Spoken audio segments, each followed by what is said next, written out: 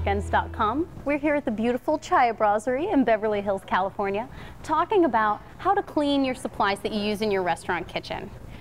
First rule of thumb, you really could never go wrong with going by the manufacturer's specifications.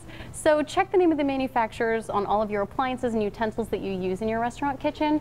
And if you don't have the manuals or the instructions for those any longer, then just call the manufacturer and find out what they recommend. They're always very helpful. They're very willing to make sure that you take care of those items because they're very expensive.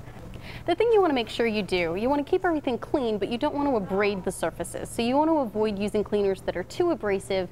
You don't want to deteriorate your supplies because they're very expensive. You don't want to have to be constantly replacing your floor mats or replacing some of the linings in your ovens, gaskets in your refrigerators, things like that, because you use too harsh of a cleaner. You want to make sure you're cleaning everything in your restaurant kitchen at least once a day or any time it's used. Blenders, things like that should all be cleaned as they're used. Utensils should all be cleaned as they're used.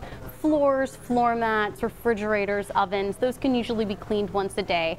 Ovens that don't get used every day, probably once a week. Set up a schedule, make sure that you're getting everything checked off, and follow the manufacturer's instructions because all of those items that are in your restaurant kitchen are your money makers. You don't want to have to replace them every month, every week, every year. I'm Mary King from WhereTheSideWorkEnds.com, and that's just a little bit about how you should clean the supplies that you use in your restaurant kitchen.